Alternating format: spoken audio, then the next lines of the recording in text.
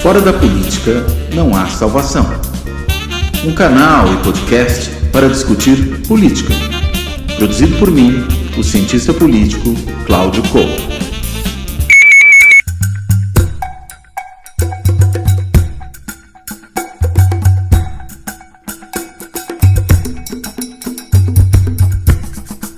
Olá! Este Fora da Política Não Há Salvação é o primeiro que ocorre depois do primeiro turno das eleições brasileiras, né? Daquelas que levaram a disputa presidencial para um segundo turno entre Lula e Bolsonaro, inclusive com Bolsonaro atingindo um patamar de votação que difere muito do que a maioria dos institutos de pesquisa mostrou, né? Os institutos mostravam ele ali com uma desvantagem até considerável, às vezes de mais de 10 pontos em relação a Lula, alguns mostravam um pouco menos, né? 7, 8 pontos, mas enfim, o fato é que essa diferença não foi tão grande quanto muitos previam e causou muita surpresa e eu diria até, pelo menos no início da contagem, muita aflição nos eleitores do ex-presidente Lula e, claro, na própria campanha do Lula, porque Bolsonaro aparecia com uma votação muito elevada, né? Algo que foi sendo revertido na medida em que a apuração avançou e, sobretudo, na medida em que chegaram os votos dos estados do Nordeste. É aí que a virada realmente aconteceu. Mas também os institutos de pesquisa foram contrariados, no caso da eleição presidencial, em resultados em alguns estados, caso São Paulo, em que havia institutos que davam, até para surpresa de muita gente, considerando o conservadorismo do interior de São Paulo, o Lula na frente do Bolsonaro, né? Algo que acabou não se concretizando. Os institutos também apontavam um cenário muito diferente, mesmo nas pesquisas feitas na véspera da eleição, para a disputa nos estados, né? Eleição para o Senado, eleição para governador, apareceu muita coisa nova, diferente daquilo que, enfim, estava se vendo antes. Então, foi um primeiro turno recheado aí de surpresas, vamos dizer assim. E agora a gente começa a corrida para o segundo turno. Vale dizer que na eleição para o Senado a gente teve um grande desempenho de candidatos apoiados pelo presidente Bolsonaro, né, que um desempenho, inclusive, que se insere nessa onda surpreendente de candidatos que se parecia, por um lado, que não iam muito bem, quando saiu o resultado das urnas se mostraram grandes campeões de voto. Acho que esse é um dos dados aí que aparecem nesse primeiro turno. E também, claro, a formação no Congresso de uma grande bancada de direita, né, sobretudo, né, no caso desse partido de direita, do PL, Partido Liberal, partido do presidente Bolsonaro, ou será que a gente poderia dizer, talvez, partido do Valdemar da Costa Neto, né? Mas seja lá como for, o fato é que o PL se tornou a maior bancada da Câmara, quase atingindo o número dos 100 deputados, 99 deputados. É um número impressionante, tendo em vista que tem sido o tamanho das bancadas nos últimos anos no Brasil.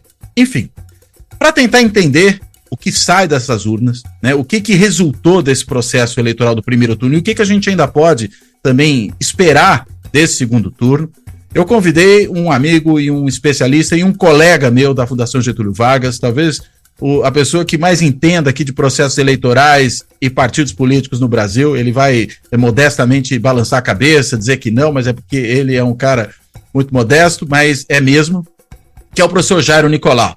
O professor Jairo Nicolau já esteve aqui no Fora da Política Não Há Salvação anteriormente, inclusive para discutir um livro recente dele, agora, enfim, já não tão recente, mas ainda assim eu diria recente, falando das eleições de 2018, que é o Brasil virou à direita, tratando da eleição do Bolsonaro, e aí, enfim, volta agora para tentar entender esse cenário eleitoral.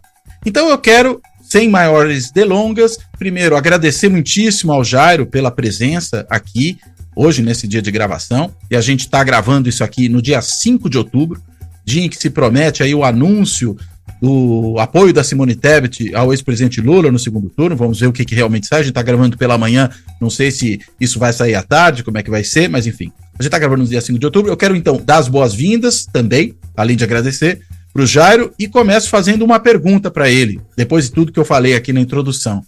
Jairo, você ficou surpreso com o resultado das eleições? Por favor. Cláudio, em primeiro lugar, muito obrigado pelo convite. Eu sou um fã do seu programa, fico muito feliz que ele tenha atingido essa audiência, esse sucesso todo, e muito grato de estar aqui conversando com você.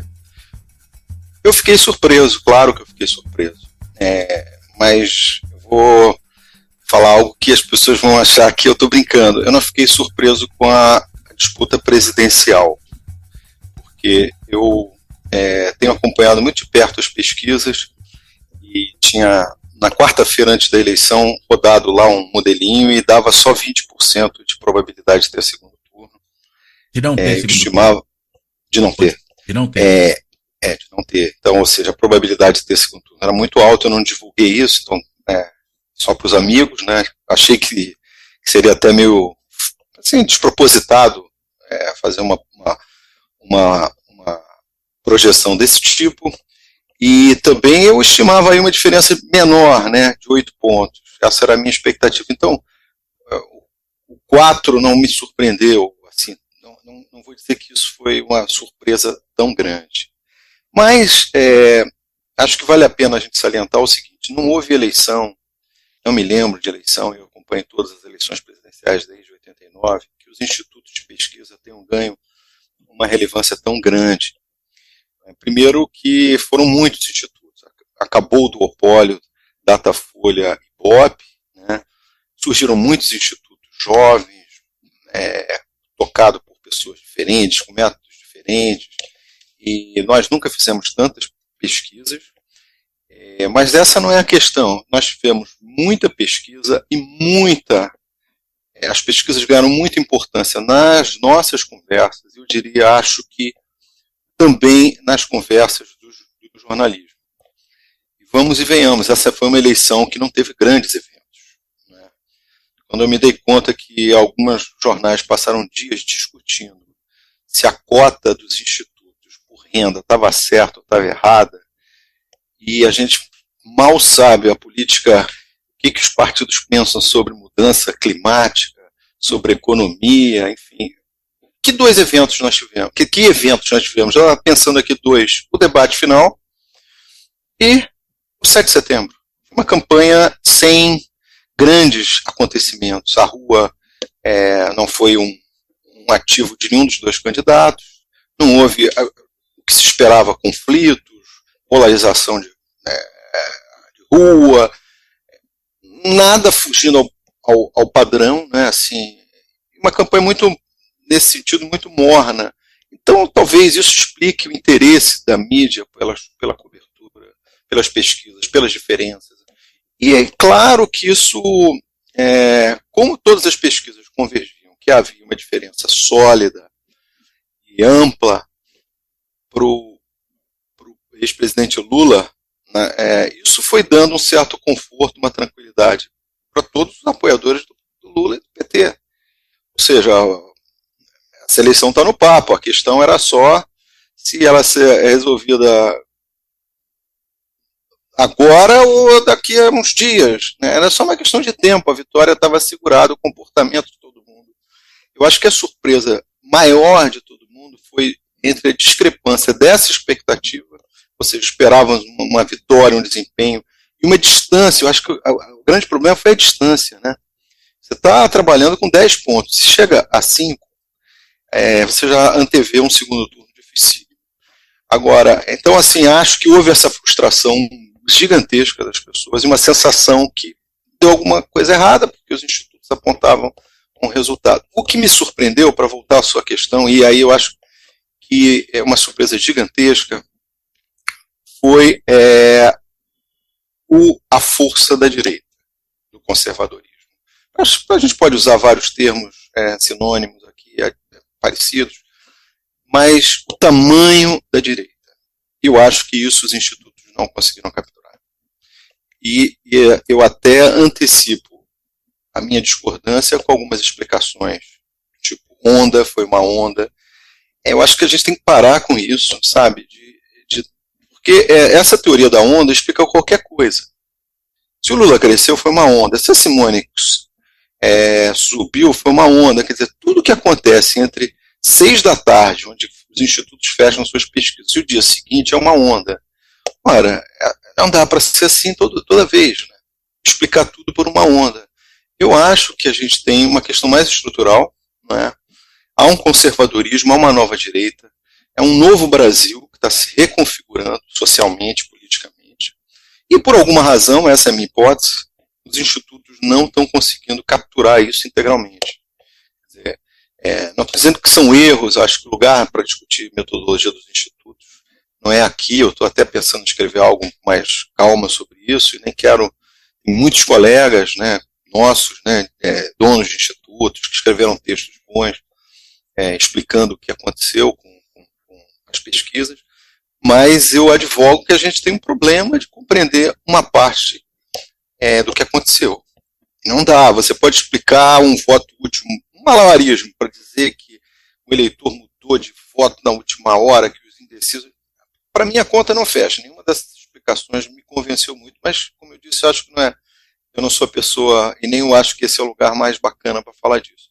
Agora só um ponto em relação a isso, os institutos também estão se defendendo, né? Porque como eles são acusados de terem errado, né, ou pelo menos não terem conseguido mostrar sequer uma certa tendência que poderia estar se desenhando, vamos admitir, não uma onda final, mas uma tendência que pudesse... Aí eles falam da onda, mas enfim, claro, realmente, acho que... Um argumento, assim, que talvez sirva lá no limite, na margem, para explicar, embora nenhum instituto tenha, eu acho, conseguido mostrar um crescimento do Bolsonaro, ou seja, o Bolsonaro está crescendo, vamos ficar de olho que ele pode chegar melhor. Pelo contrário, o que aconteceu nos últimos 15 dias, meados de setembro, para o fim, um crescimento do Lula. Uhum. Praticamente em todas as pesquisas. Eu lembro que o Datafolha chegou a abrir uma distância de 17 pontos numa pesquisa. Assim. Isso, claro, gerou uma euforia muito grande. 17 pontos é uma coisa assim, tipo, acabou, né? Então, voltando aqui, eu acho que o que me surpreendeu e que eu acho que é o desafio intelectual, inclusive, da nossa comunidade, é entender esse Brasil e essa política que é mais conservadora. Há uma reconfiguração do quadro partidário também, há uma série de aspectos que a gente vai conversar aqui, mas o que me surpreendeu, para terminar, foi essa onda, não é onda, é o aparecimento de uma direita que não estava capturada nas pesquisas, e eu não acho que foi onda de última hora. É sim algo que é mais fundo na sociedade brasileira. E por que haveria onda? O que o Bolsonaro fez? As últimas pesquisas dão uma média de avaliação negativa para ele de 40. Mas por quê? Se o cara é mal avaliado até a véspera, ele vai ser bem avaliado no dia seguinte. Não tem muito sentido essa teoria da onda. Agora, pensar que há uma questão estrutural, uma reconfiguração da política do Brasil, e que nós não estamos, os institutos, é como jogassem a rede e não conseguiram pegar uma parte dessa enfim, a rede não está, o cardume está mais baixo do que onde eles estão jogando a rede. Essa é a minha hipótese para ser investigada. Para terminar, eu acho que esse assunto merece um cuidado, viu, Cláudio? Nos Estados Unidos, os institutos erraram muito em 16 e 20. Muito, e 20 tanto, até mais do que... Mas lá eles têm o hábito de criar força-tarefa, juntar colegas, convidar consultores para fazer uma auditoria nos dados e tentar entender o que se passou. Eu acho que essa prática seria muito bacana se a gente conseguisse desenvolver algo semelhante, né? Assim, a auditoria não é ficar checando os números, mas assim, ver o que aconteceu, qual foi a magnitude do erro, se foi o erro mesmo, onde foi, o que os institutos estão subestimando. Eu acho que isso daria seria um enorme passo para os institutos e também para nós cidadãos, porque hoje as pessoas menos conhecedoras das dificuldades que é fazer uma pesquisa eleitoral já, enfim, só fazem criticar os institutos. Uhum. De direita à esquerda, sobretudo a direita, e esse é um outro problema que a gente vai ter no segundo turno, está de todo modo falando mal dos institutos nesses dias. Né? Aliás, só para fazer uma ressalva em relação a isso, né, acho que 2 institutos que eu vi que naquelas pesquisas da véspera, né, fazendo a lista delas, realmente chegaram muito próximos do que acabou saindo das urnas, foram o Atlas, em nível nacional, mas também em alguns estados, e o MDA na eleição nacional, né, naquela pesquisa que fez para a CNT. Eu não fiz esse trabalho ainda, porque, inclusive, esse assunto a gente pode passar o tempão falando. Uma parte do erro se deve aos próprios institutos e da imprensa. Elas vendem algo que uma pesquisa eleitoral não pode oferecer. Quer dizer, a ideia que a pesquisa eleitoral tem que cravar o resultado é algo que está embebida, é quase atávico na cabeça dos jornalistas, e os institutos não ajudam. Os institutos mostram, tem a margem de erro, mas a margem de erro ela fica ali só porque, curiosamente, a Justiça Eleitoral obriga que você declare qual é a margem de erro da sua pesquisa, né? Mas ninguém dá bola para isso. Nós todos lemos as pesquisas, né, como se fosse realmente se aquele ponto que o candidato tem é o ponto que ele vai chegar, e o bom instituto é aquele que crava o resultado. Esse equívoco nós sabemos que não pode ser cometido, porque uma pesquisa não pode oferecer isso. Eu acho que é uma das únicas ferramentas que a ciência desenvolveu em que a proposição traz junto o erro. Você não pode falar que Lula está em 40, Lula está em algum lugar entre 38 e 42, mas se você falar isso, todo mundo já desligou a televisão. Quer dizer, a forma correta de comunicar os resultados de uma pesquisa elas entram em confronto direto com a forma jornalística de pensar. O jornalismo quer ver diferença, o jornalismo quer ver ultrapassagens, subidas, quedas, e não dá. Agora, os institutos entraram nessa também, eles divulgam os resultados de maneira a enfatizar o ponto, a corrida, e ainda que a Quest tenha feito até um esforço nos gráficos, colocar a margem de erro, acaba que no final, o discurso final é esse, a corrida é 10 pontos, é 8, é 4, e assim, o que a gente tem que ver é se os institutos captaram a tendência, se os institutos conseguiram, eu acho que, infelizmente, eu não percebi que isso tenha acontecido num sentido mais amplo. Alguns institutos chegaram mais próximos disso, mas eu não estou tão preocupado quem acertou. Eu até brincava com um amigo meu, quem acertar é por acaso, é meio por acaso. É tanta incerteza que, sei lá, eu posso ter um instituto caseiro aqui, eu quase cheguei no resultado, mas brincadeira com os amigos. Cheguei próximo, antes de começar, claro, a apuração.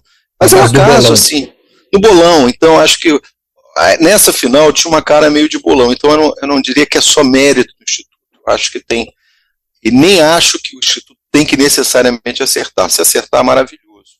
Agora, o que a gente precisa pensar é que tem um problema de comunicação. E numa eleição que só se falou de pesquisa, nós, como cidadãos, fomos muito enviesados por essa perspectiva. Que da 10 está 12, com 14. No Twitter, as pessoas faziam aposta. Está 44, 43, 44, 30, 2 e 8. Aí todo mundo embalou nessa. Todo mundo ajudou a reforçar a ideia de que a pesquisa pode fazer algo que ela não pode fazer.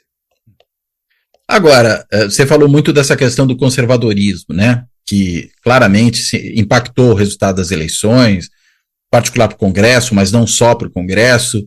Eu vou te perguntar, que país é esse que sai das eleições? Mas talvez a gente tenha que pensar junto com isso, né? Também, que país é esse que produziu essas eleições? Né? Acho que. Mas vamos tentar começar, talvez, da pergunta, enfim, que país sai delas? Cláudio, sabe que por um tempo a minha ideia do conservadorismo brasileiro ela estava muito associada ao que foi em 18, a agenda, né? Uma agenda que o tema da corrupção, o tema dos valores, do comportamento no âmbito pessoal, foi assim, ganhou uma proporção impensável para uma disputa presidencial, né? Mas olhando para os resultados agora, eu acho que teve algo diferente, sabe? Acho que tem, por exemplo, ontem eu soube lá, um aluno meu que levantou os dados, a bancada evangélica encolheu, teria encolhido, ele ainda está apurando, mas parece que encolheu. Numa certa perspectiva da esquerda, o conservadorismo é puramente expressão isso, do mundo evangélico, tanto aí o esforço do PT para conquistar da campanha do Lula, né, montar uma estratégia para chegar até os evangélicos. É um público que havia muita rejeição em 2018, eu não sei, não vi as pesquisas agora ainda, os resultados não saíram, não sei como ficou o tamanho do apoio dos evangélicos a cada candidato. mas me parece que há uma inflexão, né? Tem um Brasil economicamente mais moderno, tipo agronegócio, que a gente não entende muito bem, essa faixa do Brasil que apoiou já em 18 e agora com força. Tem uma área de jovens, de classe média, do mercado, que interior de São Paulo. O interior de São Paulo não é o conservadorismo da periferia do Rio, não é evangélico, Carola, é outra coisa. Não é Marcelo Crivella, não é o Universal que surgiu aqui no Rio, é outra coisa. Quer dizer, eu tenho uma coisa do mundo empresarial, dos negócios, eu percebi uma forte rejeição ao PT nesse mundo também, conversando informalmente, às vezes até em eventos. Quer dizer, é algo mais fundo. Tem uma classe média que virou as costas para o PT há muito tempo, e o PT não reconquistou. A gente imaginava até que o Lula ia ajudar nisso, eu acho que provavelmente ajudou, né? Mas tem algo mais fundo. Isso foi traduzido na vitória nos estados, desempenho da direita no sul, sudeste, não é? Na vitória com candidatos improváveis, né? No Rio, São Paulo, em Minas, na boa, são 3 pessoas que não são, assim, digamos, representantes da velha elite política conservadora, políticos tradicionais, né? Não vou fazer piada, um é um astronauta, um é jogador, né? Já tem mandato, e outro eu nem sei, o de Minas, eu não conheço, não tive tempo de ver a biografia, mas eu não... Cleitinho. Cleitinho é um comerciante de uma cidade ali próxima de Belo Horizonte. Agora me escapou a cidade. Não é a velha elite política conservadora, né? Mas tudo bem, é mais uma diferença aí demográfica dos nossos representantes. Mas então, acho que a gente tem que começar a olhar. A minha impressão é que o apoiador, a bancada e o bolsonarismo é como ele ficasse um pouco mais moderado, desculpe, se é possível falar isso, né? É como se um eleitor antigo do PSDB, aquele clássico, tivesse virado a chave direto para a direita. Não tem mais, não é, outro aspecto dessa eleição que já não tinha centro, sem trocadilho, né? O Brasil estava sem centro mesmo político e piorou muito, né? O resultado dessa eleição. Então, assim, a minha impressão inicial é que tem uma nova direita e que não é só a direita reacionária ou aquela direita folclórica que ascendeu com o Bolsonaro em 18. Parece que o negócio... eu falei, o Brasil dobrou a direita, né, no meu livrinho. É como se a coisa tivesse decantado um pouco mais, sabe? Entrado na sociedade. E nós não esperávamos isso. Porque o Bolsonaro sempre foi à direita disso. Ele sempre se comportou ao longo do governo como alguém vocalizando posições muito mais extremistas do que, me parece, essa bancada de direita, sim, mas não necessariamente extremista. E aí a aliança que o Bolsonaro fez ao longo do governo com o Centrão me parece que foi decisiva. Né? A gente bobeou com relação a isso, assim, analistas, né? Eu até escrevi lá um artiguinho na Piauí, né, sobre isso. O Bolsonaro de agora é muito diferente. E não é o discurso, esquece o discurso do Bolsonaro, né? Porque se a gente ficar apegado no discurso do Bolsonaro, nós estamos lascados. Porque aquilo é um realejo que toca igual, com poucas mudanças, com poucas variações, já foi mais bem estudado aí por outros colegas ao longo do governo. A questão central é que essa nova direita da sociedade civil que se reorganiza, ela faz um pacto com a velha direita parlamentar. Quer dizer, Bolsonaro começou a eleição com 33% da bancada apoiando, né, PP, republicanos e PL tinham 33% da bancada no momento da eleição, ou seja, na transição de abril, na janela, o partido do Bolsonaro foi o que mais cresceu, mas cresceu também PL e PL. Ou seja, 1/3 do Congresso já estava com Bolsonaro na campanha. Né? Ou seja, era uma campanha que tinha enraizamento estadual. vamos lembrar 18. Bolsonaro tinha 7 candidatos, 7 deputados concorrendo pelo PSL. Ele, né, que era deputado no momento, o filho e mais 2 ou 3 deputados que se filiaram ao PSL. E agora ele teve aquela votação surpreendente, agora também. Né, o PL cresce muito em relação ao que tinha em 2018. Ou seja, de novo a chegada do Bolsonaro dá um alento, dá uma força a um partido pela segunda vez. Não é? Então, agora, a aliança do Centrão, da velha política, dos operadores da pequena política estadual e o Bolsonaro, eu acho que foi um pouco menosprezada pelos analistas. E isso aconteceu. Bolsonaro em 18 não tinha candidato a nada, governador, não tinha um nome. Os candidatos que colaram nele, o Witzel, o Zema, Dória, Eduardo Leite, no desespero do final do primeiro turno e na onda que veio. Mas agora não, ele costurou. O Bolsonaro, o PL lançou candidatos em 14 estados. Tinha apoiando candidatos em outros. Não é? O governador de São Paulo não é candidato pelo PL, né? O Tarcísio não. O Tarcísio é o Republicanos. Republicanos, mas está ali, né? Está na frente. É por razões locais, aí, provavelmente, que ele não está no PL. Mas é do mesmo campo, enfim.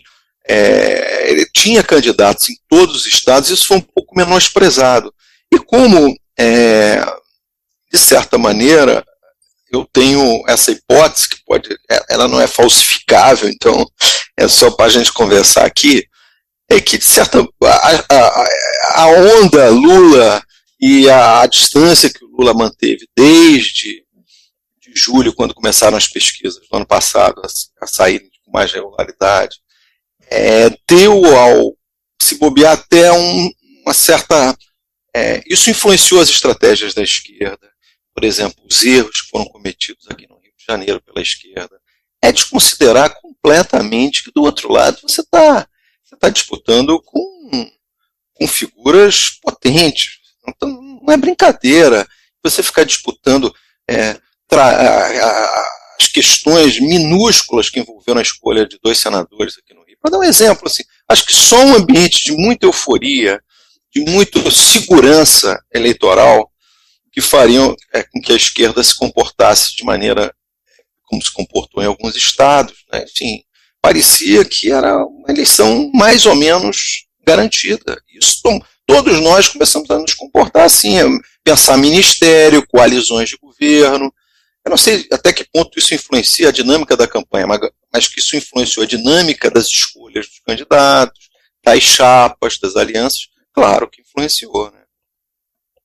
Agora, esse Congresso, né, que saiu dessa eleição mais conservador, você estava falando aí do crescimento, né, dessa bancada bolsonarista, era 33, você lembra para quanto foi? Não cheguei a fazer essa conta. O que eu sei é que, juntando os partidos por campos ideológicos, a gente é a maior composição da direita de todos os tempos. Quer dizer, nós nunca tivemos um Congresso tão conservador quanto esse, somando todos os partidos de centro-direita, PSD, União Brasil, todo mundo.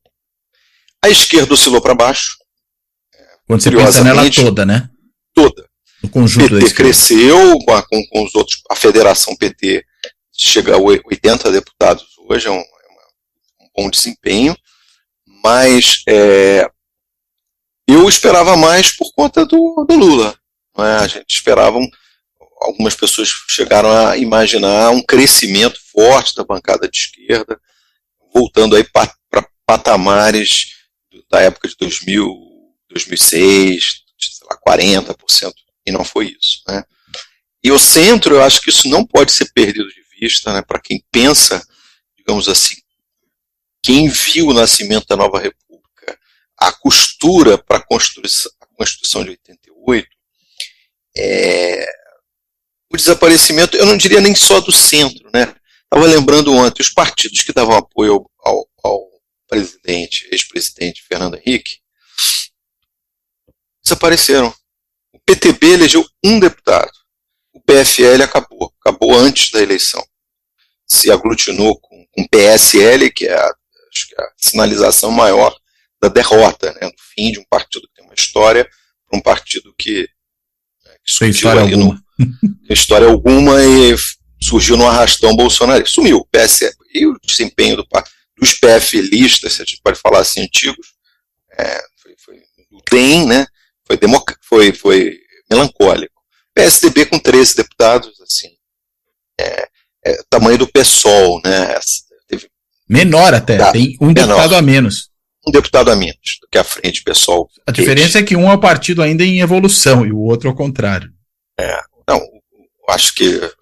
E o MDB, ali teve uma candidata até, né, também estava lembrando disso, os equívocos da terceira via foram de tal magnitude, escolher um candidato, né, enfim, não perceber que a eleição estava se polarizando já no final do ano passado, e deixar a escolha para abril, fazer prévia no PSDB. Os equívocos assim, foram tão grandes que o Dória, quando foi, digamos assim, rifado, praticamente expulso da competição, razões, eu não sei, não controlo todas, ele estava maior do que a Simone chegou, ou seja, esse fenômeno Simone e tal, ela saiu menor do que o Dória lá, quando ele saiu de cena, ou seja, o que mostra que esse campo político cometeu muitos equívocos. Você vê o Mandetta, né, que é um potencial candidato a presidente desse campo, foi mal, o Eduardo Leite foi mal, o Dória saiu da vida política, quer dizer, bateram cabeças, e de novo, acho que uma certa incompreensão da polarização e uma superestimação do papel do que teria esse centro na eleição. Ou seja, esse centro acabou. Pode ser que a política brasileira se reconfigure e surja desses cacos uma nova força, mas está claro, né? Porque não vamos perder de vista, os outros partidos de esquerda foram mal. O PDT foi mal, PSB foi mal. A gente fala do pessoal com 14, junto com a rede de deputados, mas o pessoal está na 5ª eleição. É pouco, né? Assim, o partido vai devagarzinho, mas tudo bem. Mas é muito pouco. Quer dizer, a hegemonia do PT, eu acho que nunca foi tão grande no campo da esquerda. Lembra que na última eleição o PSB parecia um rival do PT. Essa eleição mostrou que não.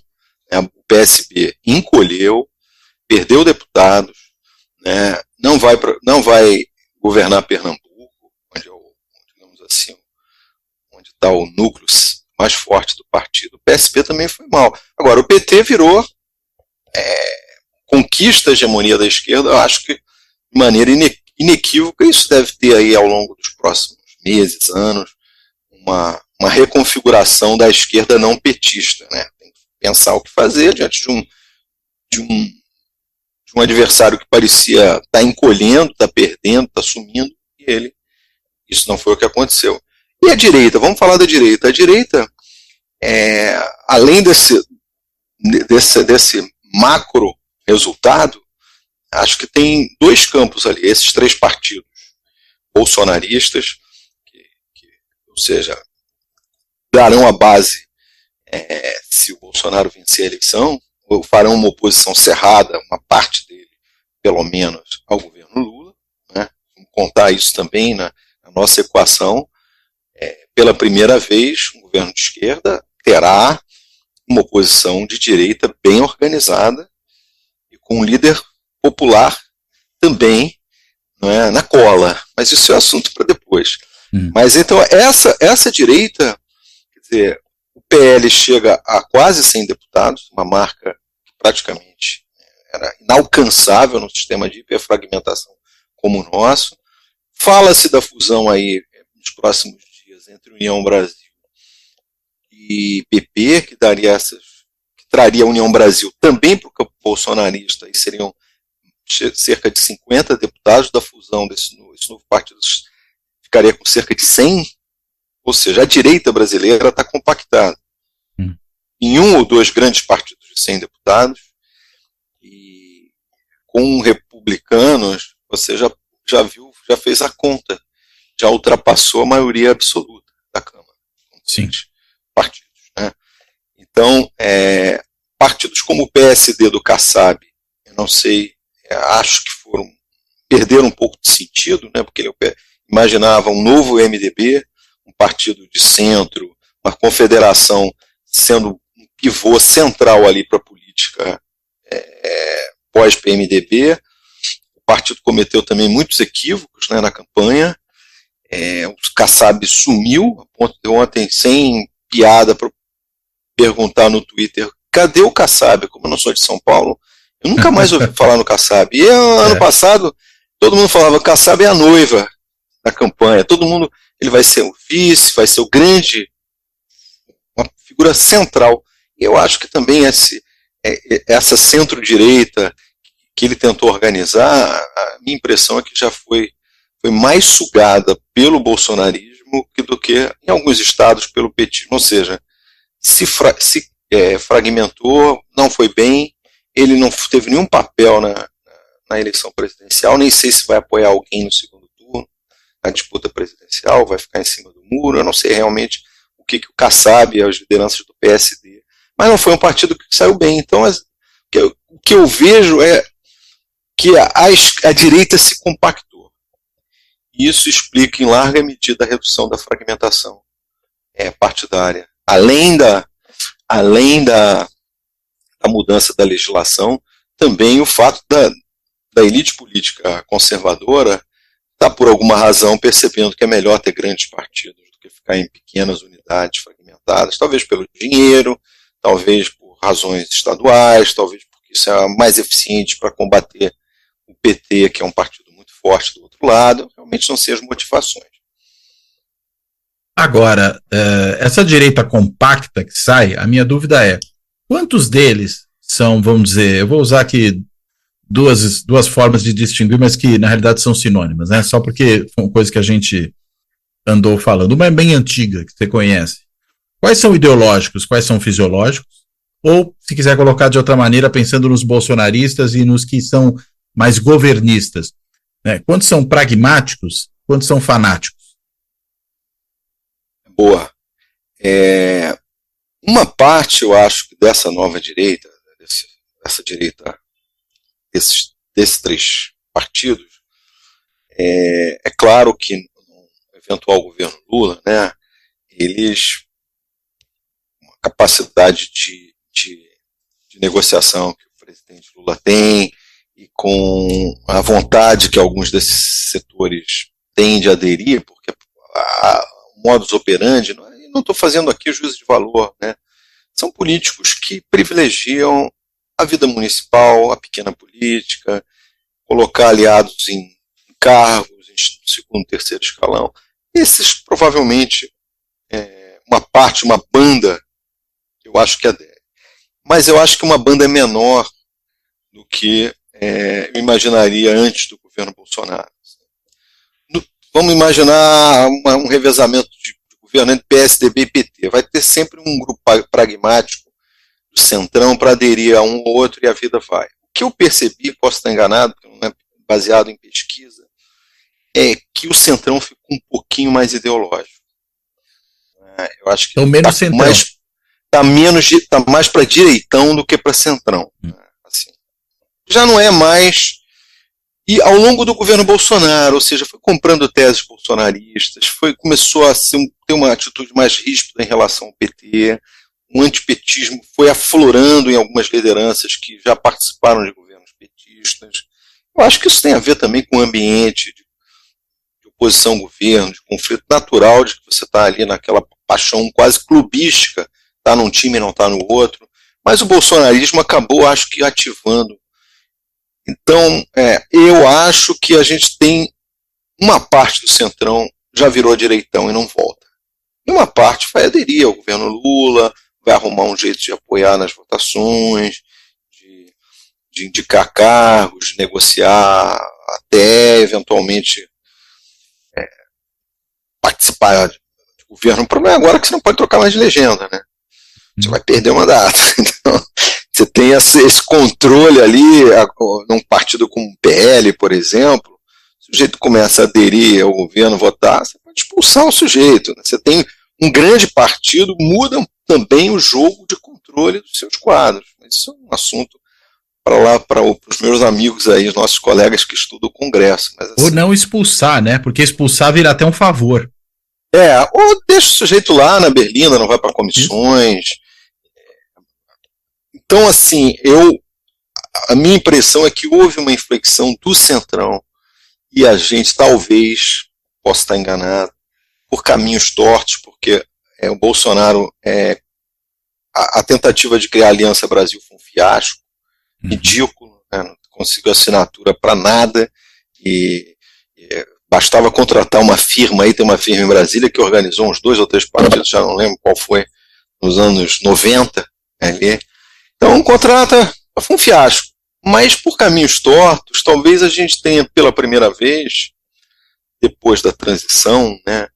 Porque na transição todo mundo queria escapar de ser de direita, né? Todo mundo queria ir para o centro.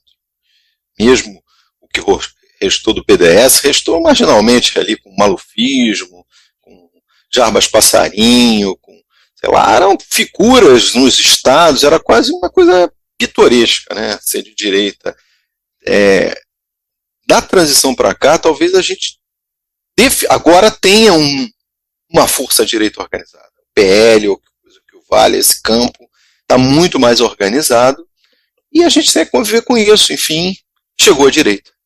Num país que não tem mais centro, tem uma esquerda hegemonizada pelo PT, né, e tem uma direita muito forte, porque ela não é fragmentada em 6 legendas, PTB com 40, PSD com 34. Esse era o cenário da era petista. A direita estava quebrada. Mas não, isso é uma surpresa para mim nessa eleição. Ou seja, essa compactação, mas que as trocas de partido da janela de abril já indicavam. Por alguma razão a direita está se compactando. Vamos olhar para isso. E não deu outra coisa. Aliás, só recuperar um ponto, né? Você falou da direita, mas é um ponto, ainda voltando só um pouquinho para a discussão sobre a esquerda, né? E dessa hegemonia do PT, de que você lembrou agora. É interessante que, para além dessa diminuição, né, que tanto o PSB como o PDT tiveram na Câmara dos Deputados e no Senado também, né? Na verdade, eles perderam nas 2 casas. É interessante também notar o seguinte, né? Como você também já falou, mas eu só quero colocar isso no mesmo bolo. O PSB perdeu Pernambuco e o PDT, ou os Ferreira Gomes, perdeu o Ceará. Né? Você olha para o resto, não tem mais, né? Quer dizer, não tem nenhum governador do PSB, talvez exceto do Espírito Santo, que é um PSBista um tanto quanto, vamos dizer, talvez se pareça mais com os velhos tucanos, né? Esse PSB do Espírito Santo. E a gente, enfim, está falando de um estado que na sua região é um estado, é o estado menos importante. Diferente do Ceará e do Pernambuco, que são estados muito importantes na região Nordeste. Né? O Espírito Santo é o estado menor, é o estado que, enfim, mal é lembrado muitas vezes quando você pensa na política do Sudeste. Como é que você vê essa situação do ponto de vista da hegemonia do PT? Você vê um potencial, sei lá, de absorção, né, do partido se tornar ainda maior? O que você enxerga aí? É um bom ponto. Eu tinha esquecido do Ceará, do PDT, e o desempenho pífio, né, do Ciro, o pior desempenho, né, na história eleitoral dele. O que acontece é o seguinte, eu vou falar algo forte aqui, eu acho que essa eleição foi a que produziu o maior impacto na reconfiguração do sistema partidário depois de 86. Uhum. Essa é a eleição reestruturadora. Tem mais coisa embaixo, né, Cláudio? A gente está falando do PT como uma máquina parlamentar, né? PT, não sei como vai ser São Paulo, é sempre bom ter prudência, mas no Rio não teve candidato a governador, não teve em Minas, não foi para o segundo turno no Rio Grande do Sul, Paraná, Santa Catarina. Quer dizer, as governadorias, que sempre foram importantes, né? Estou falando nem do PSDB, né, perder São Paulo, que outro não está nessa equação. Cada partido desses tinha seu território de estimação, né? E os 3 perderam. O PSDB não está nessa conta da esquerda, mas também perdeu o seu território. Né? Uhum. Isso aí eu acho que vai ser decisivo. Eu não gosto de falar do fim do PSDB, mas enfim, um estágio, assim, no mínimo, patético, né? Comparativamente o papel que o partido teve desde a Constituinte até a eleição de 2014, né? Acho que dali para cá começou a ruína. Mas eu realmente não sei. A gente está falando de mudanças muito fortes, né? Induzidas pela nova legislação, que foi mais severa com as pequenas legendas, observando que partidos tradicionais foram praticamente dizimados. Quer dizer, mesmo o PTB, quando eu falei da compactação, né, mesmo a tentativa sórdida, né, de lançar um candidato laranja e tentar se aproveitar disso, como fez o padre Kelman, né? O PTB elegeu um deputado. E a legislação permite, se você está num partido que não atingiu a cláusula, você trocar. Provavelmente esse deputado vai para algum desses grandões aí. Isso provavelmente também vai acontecer com outros pequenos, Patriota, PSC. Se bobear, esses deputados vão pular, não atingiram a cláusula, ficar 4 anos a pão e água, sem tempo de televisão em 2026, sem recurso do fundo partidário nos próximos 4 anos. Então, assim, acabou, né? E a regra do jogo é para isso mesmo, né? Porque aí você a regra do jogo é para compactar, né? E vai compactar a esquerda. O que aconteceu é que a esquerda optou pela compactação via clássico da esquerda, né? As diferenças, os melindres ideológicos impedem PT e PCdoB, que disputaram 9 eleições juntos, não se fundam. Então criam uma federação. Esse tipo de coisa. A direita foi mais pragmática e criou logo partidos mais fortes, mais organizados. E a esquerda optou pelas federações que funcionam na prática como partidos únicos. E não tem mais que falar de PT e PCdoB. Eles são uma coisa só, IPV até 2026. E provavelmente, naturalmente, vão virar um partido único. E esses pequenos satélites, acho que vai depender muito das questões regionais, estaduais, mas assim, a esquerda não petista também saiu muito mal dessa eleição. Eu acho que, tirando o bolsonarismo velho, essa nova direita, que é um bolsonarista também, mas com outros tons, comparado com aquela bancada exótica de 18, eu digo exótica porque eram seres que não faziam política, no sentido... Os deputados do PSL em 18 não eram políticos de carreira, eram youtubers, militares, 40 deles disputaram a eleição pela primeira vez. Alguns não estão voltando, né, foram reeleitos, mas tem políticos agora mais tradicionais. Acho que a política da direita está mais normalizada, a impressão que eu tenho. E a bancada do PL, acho que ela é uma bancada mais de direita orgânica, menos espalhafatosa do que aquela direita de 18. Né? Posso estar errado, eu não esperava isso. Espalhafatosa, realmente. Você quer dizer, então, a direita o quê? A bolsonarista, é isso? Não, o que aconteceu em 18? Bolsonaro mal conseguiu preencher as chapas nos estados. Né? Foi recrutando ali ativistas políticos do bolsonarismo. Ele teve um mês só para organizar as chapas. Ele se filiou ao PSL, faltava um mês ou 2 meses, já não lembro, para o registro das candidaturas. Então, em muitos estados, são figuras que não eram políticos tradicionais. E eles entraram ali e foram eleitos. Né? A gente já tinha ouvido falar de um outro, né? Mas para dar o exemplo clássico que se tornou o Hélio Bolsonaro, né, que foi o mais votado aqui no Rio, ele tinha sido candidato a vereador numa eleição de 16 em Nova Iguaçu e teve 200 votos. E ele teve 350 mil, quer dizer, até se reelegeu agora. Isso em 2018, né? 2018. Ele se reelegeu com a votação menor, mas se reelegeu. Enfim, ele está ali. Ou seja, eu acho que tem uma certa institucionalização, talvez seja precoce falar isso agora ainda, né? Mas eu percebo que é mais política essa bancada, no sentido tradicional, posso estar errado, do que a bancada que o Bolsonaro elegeu em 18. Até as pessoas, ministros, tentaram a sorte pela primeira vez, foram muito bem sucedidos, né, para cargo do Senado. Enfim, foi uma surpresa.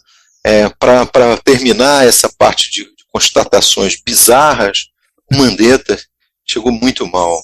Sim. E o Pazuello se elegeu muito bem como deputado. Esse é o Brasil, né? Pois é. Ministro querido, que saiu bem como defensor de políticas razoáveis, né? Razoáveis, que foi cogitado para presidente, saiu muito mal das urnas. E o outro, Pazuello, que era motivo de chacota, né? Ministro medíocre, se elegeu bem, não tem a votação dele de cabeça aqui, se elegeu bem como deputado federal do Rio de Janeiro. Esse é o Brasil que a gente tem que entender, né?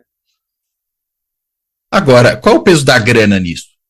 Porque os partidos tiveram muito dinheiro do fundão, embora não tenham sido só os da direita, mas esses da direita, associados ao Bolsonaro, tiveram também recursos do orçamento secreto, né, que gera uma disputa desigual, né? Não é mais a emenda alocada de forma relativamente uniforme, mas você tem um desbalanço aí. Como é que você percebe isso? A gente precisa de estudo, né? Nos próximos meses, aí, provavelmente, cientistas políticos que estudam financiamento de campanha vão se debruçar sobre isso e vamos olhar, afinal, qual a relação entre receber recursos do fundo e se eleger, né? Isso são modelos que nós conhecemos, tem muita estatística para fazer. A questão do orçamento secreto é mais complicado, né? Por razões óbvias, né? O próprio nome do orçamento, as dificuldades de informação, mas eu acho que dá também para se apurar, fazer um estudo estatístico forte sobre a relação. Mas tem uma coisa que me chamou a atenção. A taxa de reeleição foi baixa. Então nós precisamos saber o seguinte: será que mesmo gente que ganhou dinheiro do fundo e do orçamento secreto se deu mal por razões de posicionamento da política estadual ou por fenômenos eleitorais que nós vimos, por exemplo, esse rapaz do PL em Minas, com 1,5 milhão de votos, ele desbancou vários políticos tradicionais. Foi um fenômeno de opinião, ele desbanca políticos que fazem a pequena política ali em Belo Horizonte, que eram eleitos sempre de direita, e ninguém votou nesses caras, trocaram. Então, eu realmente não sei. A gente precisa de mais estudo. Desculpa, só uma coisa, foi mais baixa do que em 2018 a taxa de reeleição? Foi similar. A renovação está parecida com 18, um pouquinho menor.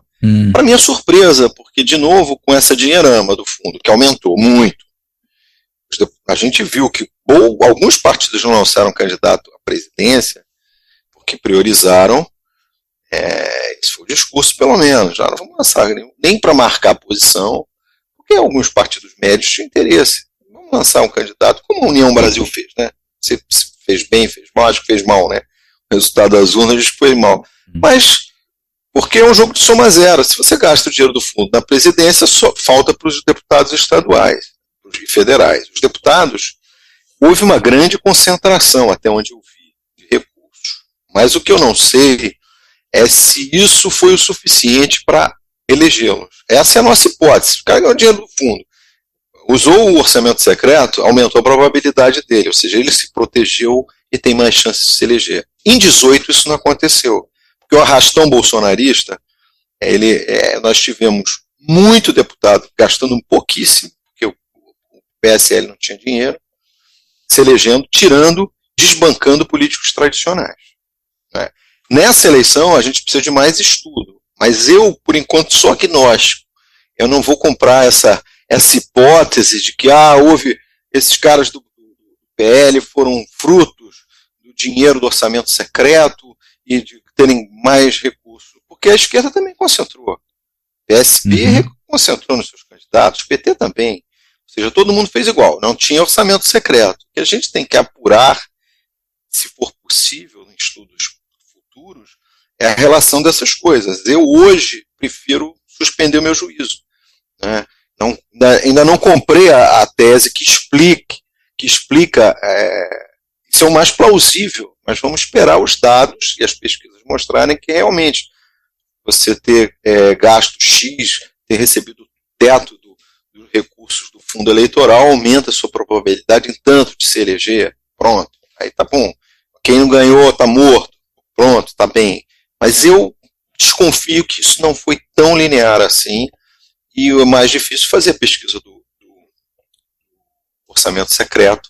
Isso exige um pouco mais de astúcia, mas acho que se bobear dá para, com cuidado, levantar os números e tentar fazer também alguns modelinhos estatísticos para avaliar isso daí.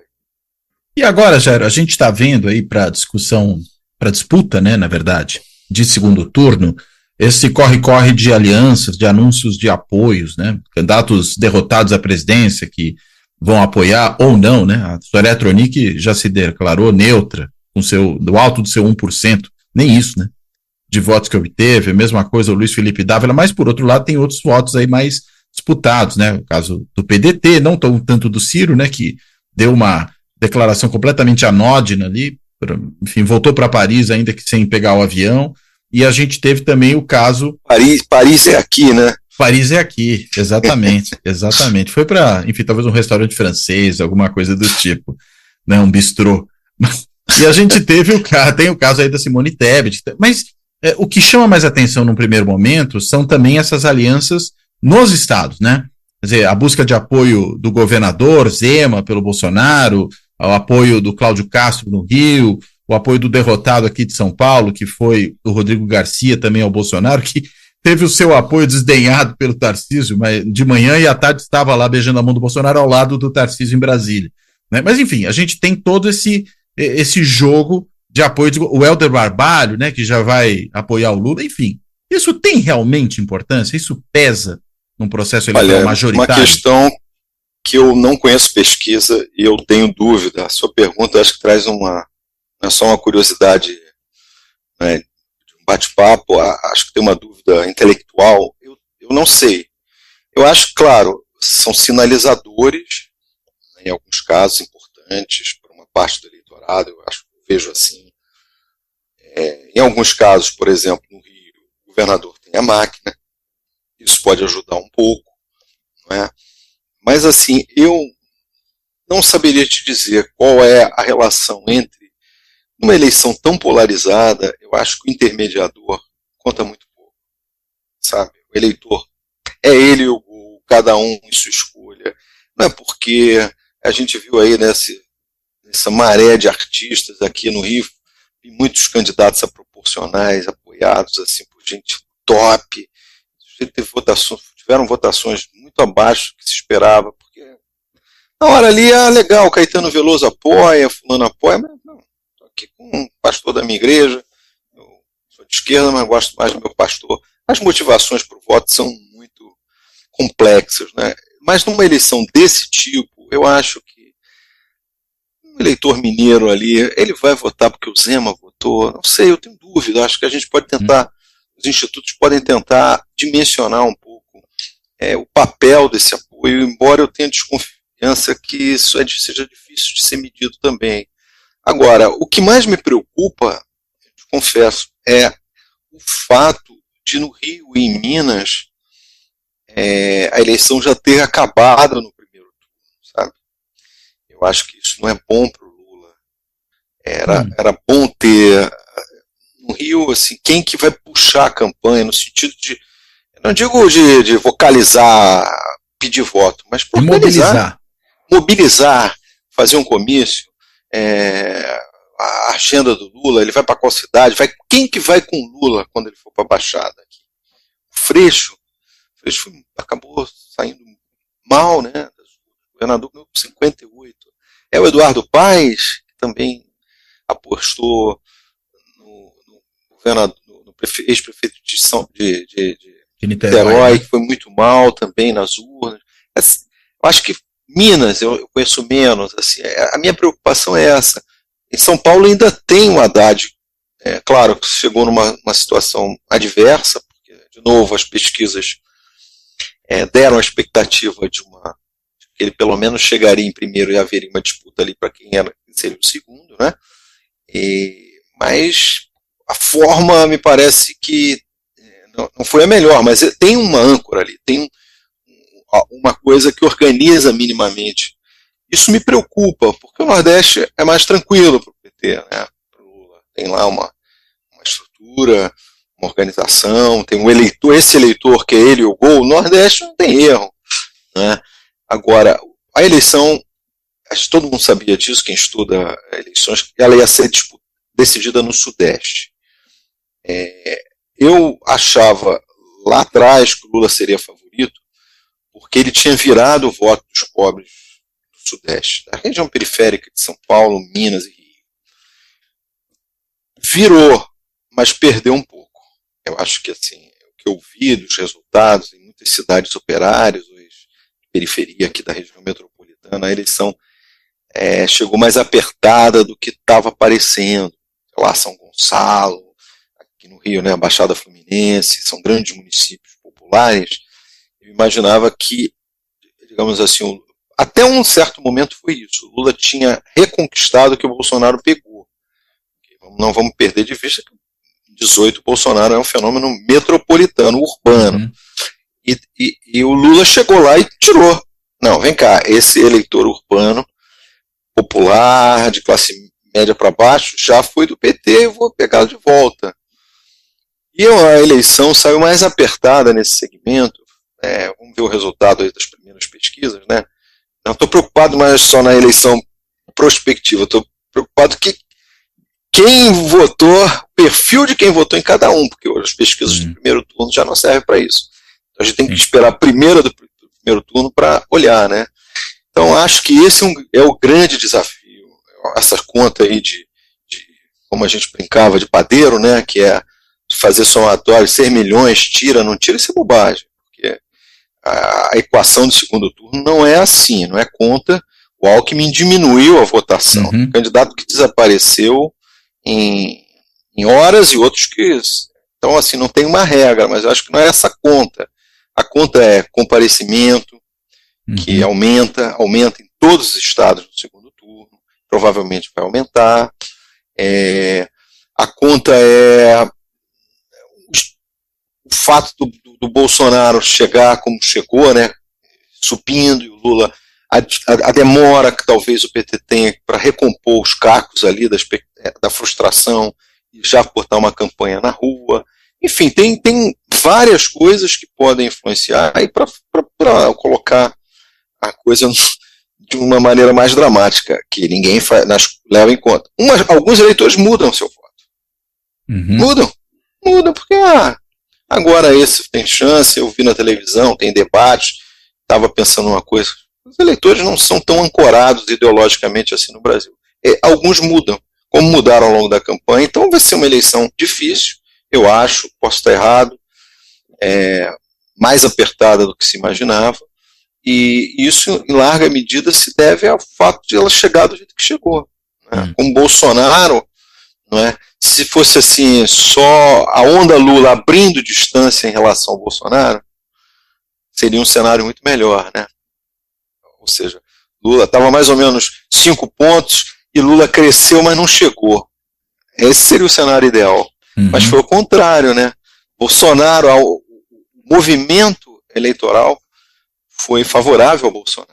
Então, vamos ver. Ou pelo menos o que estava lá embaixo e a gente não estava vendo, né? Justamente, nesse sentido. Para ser justo com o que eu disse, eu acho que a gente não estava vendo. E termino, não sei como é que está o tempo aí, mas esse raciocínio, pelo menos, para mim, a análise do 7 de setembro foi um grande equívoco nosso. Por quê? Claro, todo mundo se apegou na frase absurda do imbrochável. Imbrochável, ficou fazendo conta se era grande, se era pequeno. Mas o que aquilo ali mostrou, eu observei aqui da janela da minha casa, eu não moro em Copacabana, mas vi muito carro passando, muita gente vestida descendo a pé, famílias. Quer dizer, tem alguma coisa que o Bolsonaro mobiliza numa parte do Brasil que nós desprezamos.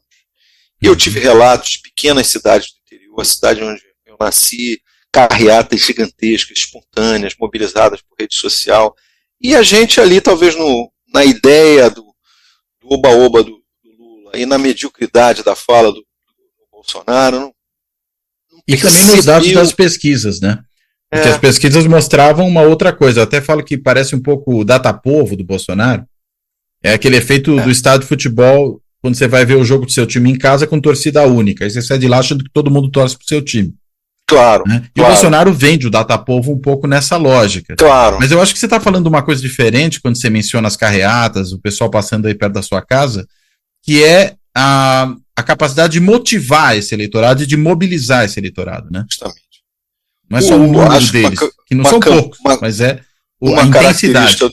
Do Bolsonaro, eu não sei se ele vai querer mobilizar isso, nem sei se ele tem força para fazer isso no segundo turno, um dia desses, assim, de verde e amarelo, ele tem uma capacidade de mobilização, ele não é um líder em uma capacidade de organização, como a sua biografia partidária mostra, o fiasco da criação do Aliança Brasil também, mas ele tem uma capacidade de mobilizar, de motivar uma parte do Brasil que é inequívoca. Talvez o erro nosso com relação ao 7 de setembro tenha sido ficar realmente indignado com a apropriação do dia, né? Afinal eram 200 anos de independência, como ele realizou aquela festa, como ele se apropriou politicamente, mas deixamos de ver o seguinte: espera lá, esse cara tem uma capacidade de mobilização social que não é pequeno, o que é isso?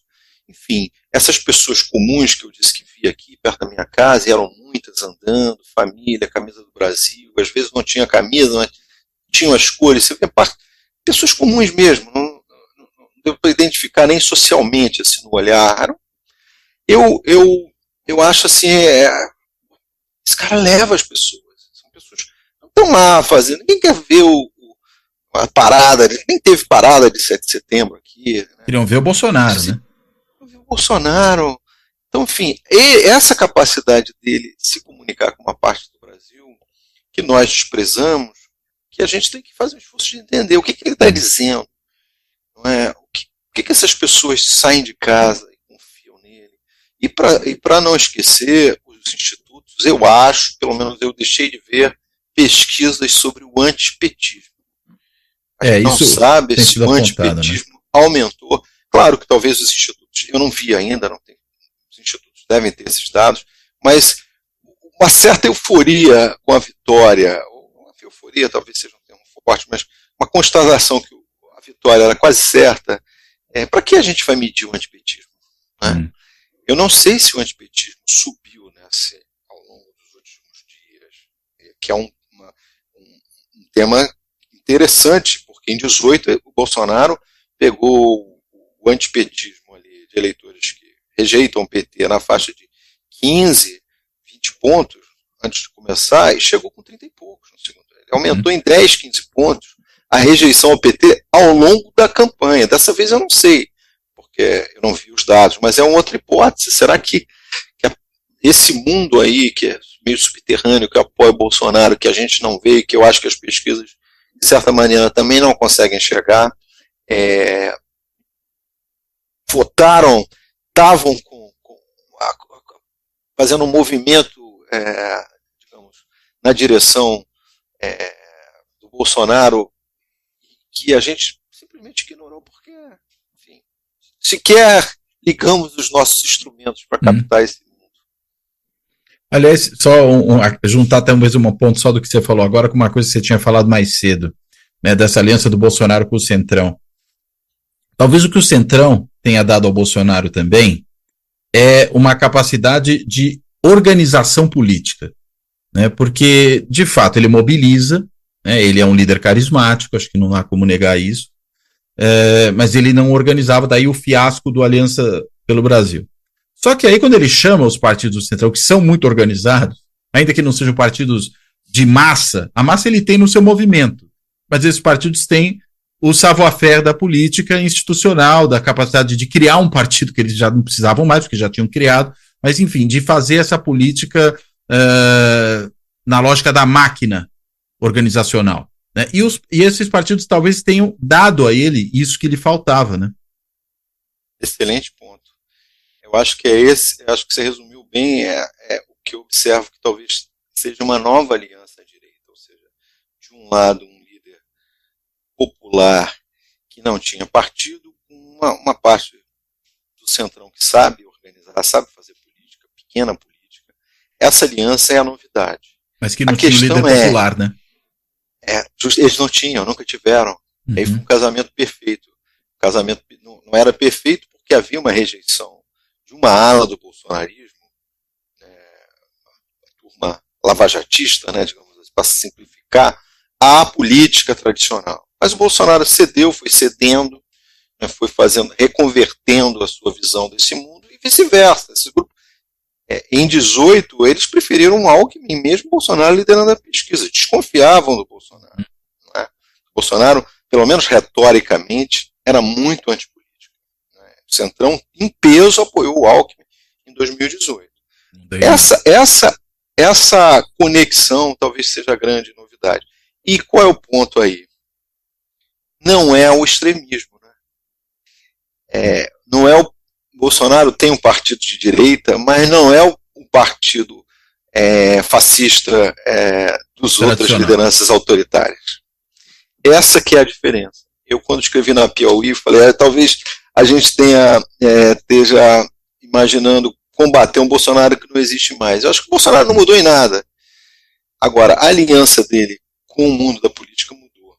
Isso talvez seja uma âncora para que ele se modere. Não sei. Não retoricamente, de novo, eu não estou interessado na retórica do Bolsonaro, porque senão eu piro. Todo dia ouvir o Bolsonaro é de enlouquecer qualquer um. A questão central é a operação política do Bolsonaro. E é essa que importa. E de fato, ele até fez uma campanha retoricamente muito mais moderada, vamos ser justos, do que 18. Ah, sim. Né? Mais contido, né? Mais contido, mas ele deu uma entrevista no dia da derrota, primeira derrota eleitoral da vida do Bolsonaro, curiosamente, ele deu uma entrevista sereno, tranquilo, com um tom muito razoável. Até muito fora do habitual, né? Totalmente fora do habitual. Lembrando que em 18, já tendo vencido a eleição, ele fez o que eu coloco como um dos piores comícios da história, retórica de comício, uma retórica que o pessoal estava na Avenida Paulista, ele estava em casa, e passava o som, e o som era reproduzido. Aquele discurso é uma das peças mais radicais, em que ele diz que vai acabar com a petralhada, um discurso extremamente ideológico. Se você comparar os dois Bolsonaros, um na véspera da eleição, já com a eleição ganha, ele podendo acenar para o centro, ele acenou para a ultradireita em 18. E agora, para um outro Bolsonaro. Quer dizer, não é que eu desconfie, eu desconfio do Bolsonaro como pessoa física. Agora eu não sou psicólogo, eu quero entender o Bolsonaro como pessoa jurídica, como ele opera. E o Brasil que sai das urnas e o apoio que ele tem é muito diferente do 18. Eu por isso que eu prefiro chamar ele de contido e não de moderado. Eu não acho que ele é totalmente moderado. É mais justo, é melhor. Vou usar esse termo, então, mas não é moderado. Porque moderado, eu diria, no seu âmbito, não parece que ele tenha mudado, mas ele é obrigado em alguns momentos a se conter, né? Mas e aí acaba produzindo esse tipo de a política efeito, para nós é o que as pessoas fazem. Exato, exato. Agora, ainda assim, ele conseguiu fazer avançar uma agenda aí, barra pesada, né? No plano ambiental, na questão das armas e tal. Não vou nem discutir o governo. Não vamos discutir o governo, porque não dá. O governo Bolsonaro, acho que é consenso entre nós que foi um desastre, pelo menos os valores, as políticas públicas que nós acreditamos. Isso é outra conversa. Sim. Agora, o que vem por aí eu não sei. Ele está numa situação política, se vencer, né? A gente não pode descartar essa hipótese mais. Ele tem uma situação congressual muito melhor. Sim. Muito mais positiva. Avançou e triturou o que restava do centro. Tem governadores muito mais fiéis a ele do que aquela turma que se converteu a ele na última eleição. Agora são aliados mesmo.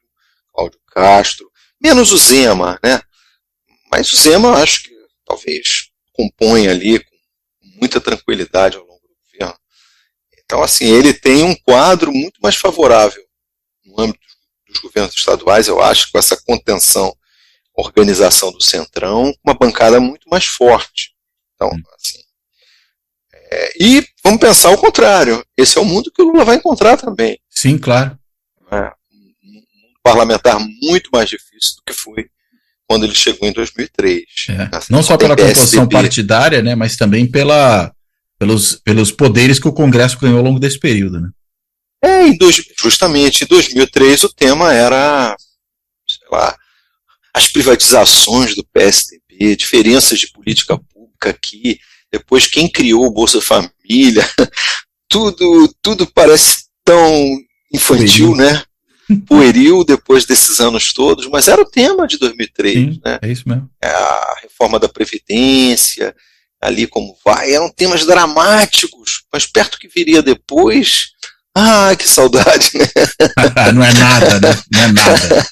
Não é nada, a gente brigava por pequeníssimas coisas, e agora, diante desse quadro, os desafios serão gigantescos. Sem dúvida. Tanto nós na oposição, quanto nós na situação. É verdade. Muito bem. Jairo, muito obrigado pela ótima conversa. Eu que agradeço, foi bacana. Ainda que o cenário não seja tão confortante, né? Mas, enfim, é um cenário complexo e acho que você ajudou muito a destrinchar um pouco essa complexidade desse cenário, porque realmente tem muita coisa aí que precisa ser entendida, inclusive coisa que a gente vai demorar um tempo, eu acho, para entender e tem que começar a lidar com essa dificuldade. Eu quero te devolver aí a palavra para você, enfim, se tiver mais algum ponto ainda que você queira acrescentar e fazer o arranjo final. Quem assistir, quem ouvir, também que eu ainda estou sob impacto, os resultados dessa eleição, que eu já considero uma das mais fundamentais para a alteração da organização da política brasileira. Eu ainda não tive tempo de fazer o que eu gosto, de olhar os dados com calma, então estou ainda fazendo análises muito impressionísticas aqui, fogem até do jeito que eu gosto de fazer, mas agradeço muito o Cláudio pelo convite, adoro o programa dele, acho que a manutenção do programa é uma das coisas mais bacanas que tem, porque fazer um programa desse e desaparecer semanas depois ou depois do 10º episódio, eu acho que fácil.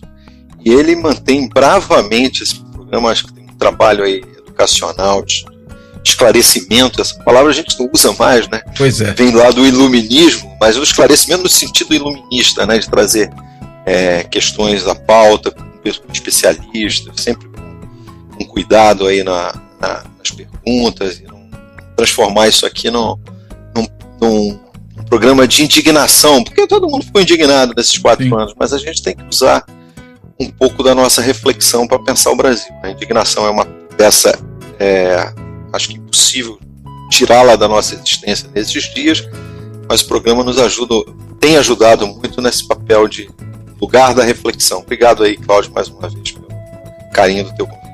Eu que agradeço, Jairo. Super obrigado mesmo. Bem, então com essas últimas palavras aí do Jairo, a gente vai encerrando aqui. Eu quero, como sempre faço, agradecer a todos e todas que têm acompanhado o canal no YouTube, têm ouvido o podcast aí nas mais de 20 plataformas em que ele está disponível. Quero também, claro, como sempre faço, reforçar o convite e agradecer a todo mundo que tem dado apoio aí ao canal pelos vários meios disponíveis, seja lá no botãozinho do Valeu Demais, que dá para fazer uma contribuição esporádica, virando membro, né, do clube dos canais do YouTube, lá tornando-se membro. Ainda tem gente que está preferindo a assinatura simbólica no benfeitoria.com e até mesmo fazendo Pix, né, porque teve gente que me pediu para eu criar um Pix, eu criei e realmente vieram apoios assim, pela chave Pix do canal, que é o contato @foradapoliticanãohasalvação.info, né? Enfim, eu quero então agradecer a todo mundo e terminar por aqui.